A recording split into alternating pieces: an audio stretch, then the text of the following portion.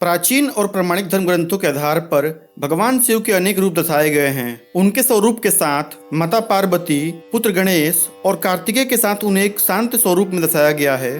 तो कभी हम उन्हें ब्रह्मांड के नर्तक के रूप में नटराज स्वरूप में जानते हैं, कभी हम भगवान शिव को घोर तपस्वी के रूप में, कभी भिक्षुक के रूप में, कभी योगी के रूप में, तो कभी भक्त के रूप में भी कल्पना करते हैं। तो वहीं कभी कभी हम भगवान शिव को भयंकर काल भैरव के रूप में, तो कभी अर्धनारीश्वर के सौम्य रूप में जानते हैं। वहीं कभी हम उन्हें सांप को गले में धारण करने वाले भगवान के रूप में, तो कभी हम उन्हें पशुओं के स्वामी पशुपतिनाथ के रूप में जानते हैं, कभी हम उन्हें कालों के काल महाकाल के रूप में जानते हैं। इस तरह से भगवान शिव के अनंत रूप हैं और जो हमने उनकी आकृति सोच ली, हम उन्हीं के रूप में उनकी पूजा करते हैं। परंतु भगवान शिव के अनंत रूप हैं और कोई भी रूप उनका पूर्ण रूप नहीं है और शिव का वास्तविक स्वरूप मानवीय सोच से कहीं बाहर है। इस वीडियो में हम भगवान शिव के सर्वमान्य रूप में से माने जाने वाले स्वरूप में उनके द्वारा धारण किए गए त्रिशूल, डमरू, गले में नाग और माथे पर विराजमान अर्धचंद्र के बारे में जानेंगे।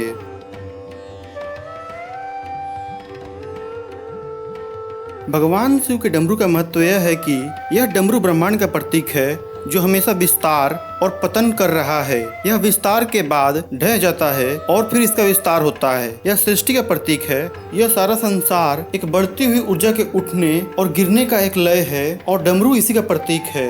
डमरू का आकार दोनों किनारे पर उठा और बीच में नीचे की ओर ढह जाने का संकेत दिखाता है। हिंदू धर्म में डमरू एक महत्वपूर्ण प्रतीक है जो गहरे आध्यात्मिक और दार्शनिक अर्थों से भरा हुआ है। इसके अनेक महत्व हैं। माना जाता है कि डमरू उस आदिम ध्वनि का स्रोत है जिससे इस ब्रह्मांड का निर्माण हुआ। ऐसा कहा जाता है कि डमरू की लयबद्ध धड़कन ब्रह्मांडीय ध्वनि ओम को उत्पन्न करती है जो ब्रह्मांड की ध्वनि मानी जाती है।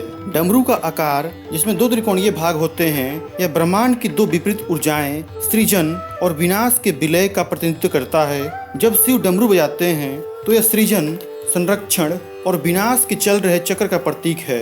डमरू की धड़कन प्रकृति ब्रह्मांड के लयबद्ध चक्रों का प्रतिनिधित्व करती है, जैसे दिन और रात, बदलते मौसम, जन्म और मृत्यु के चक्र। यह ब्रह्मांड को नियंत्रित करने वाले क्रम और सामंजस्य को दर्शाता है जो शिव के नियंत्रण में है।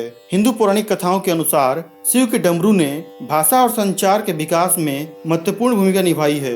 ऐसा कहा जाता है कि डमरू द्वारा उत्पन्न ध्वनियों ने संस्कृत भाषा और वैदिक ग्रंथों को जन्म दिया। यह मानवता और ज्ञान का प्रतीक है। डमरू आध्यात्मिक जागृति और परिवर्तन का भी प्रतीक है। ऐसा माना जाता है कि डमरू की ध्वनि साधक के भीतर गूंजती है, आध्यात्मिक ऊर्जा को जागृत करती है और चेतना के उच्च अवस्थाओं की ओर ले जाती है। शिव को अक्सर तांडव करते हुए दिखाया जाता है जो एक ब्रह्मांडीय नृत्य है जो सृजन, संरक्षण और विनाश के चक्र का प्रतिनिधित्व करता है। डमरू इस नृत्य का एक अभिन्न अंग है जो सृजन और विनाश की स्पष्ट आध्यात्मिकता के बीच में ब्रह्मांड की लयबद्ध और व्यवस्थित प्रकृति का प्रतीक है। डमरू की धड़कन शिव की शाश्वत और कालातीत प्रकृति को प्रतिनिधित्व करता है। यह दर्शाता है कि ब्रह्मांड की दिव्य लय और व्यवस्था निरंतर और अपरिवर्तनीय है, चाहे भले ही दुनिया परिवर्तन और अंतहीन चक्रों से गुजरती हो।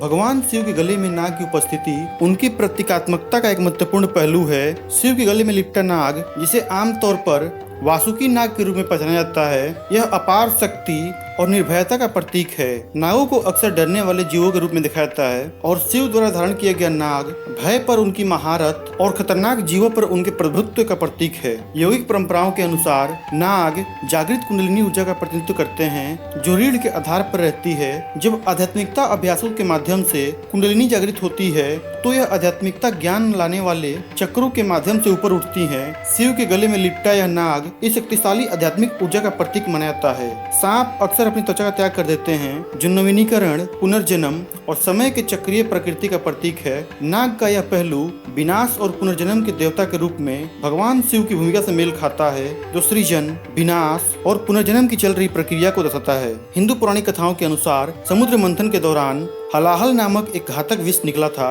भगवान शिव ने ब्रह्मांड की रक्षा करने के लिए इस विष को पी लिया, लेकिन यह इतना शक्तिशाली था कि इससे उनका गला नीला हो गया, जिससे उन्हें नीलकंठ का नाम मिला। उनके गले में लिपटा नाग शाब्दिक और रूपक दोनों ही रूपों में विष को बेअसर करने वाले और नियंत्रण करने की उनकी क्षमता को इंगित करता है, जो विषाक्त शक्तियों और नकारात्मकता के प्रभाव पर काबू पाने की उनकी शक्ति का प्रतीक है। भगवान शिव के गले में मौजूद सर्प वासुकी नागों के राजा हैं। भगवान शिव द्वारा घातक सर्प का आभूषण के रूप में धारण करना यह दिखाता है कि वो समय और मृत्यु से परे हैं और वास्तविक रूप में समय भी उनके नियंत्रण में है। भगवान शिव को सभी प्राणियों के स्वामी अर्थात पशुपतिनाथ के रूप में जाना जाता है। और ऐसी भी कहानी है कि जब एक बार सांप प्रजाति खतरे में थी तो शिव ने उन्हें आश्रय दिया और इस प्रकार भगवान शिव ने सांपों को आभूषण के रूप में पहना।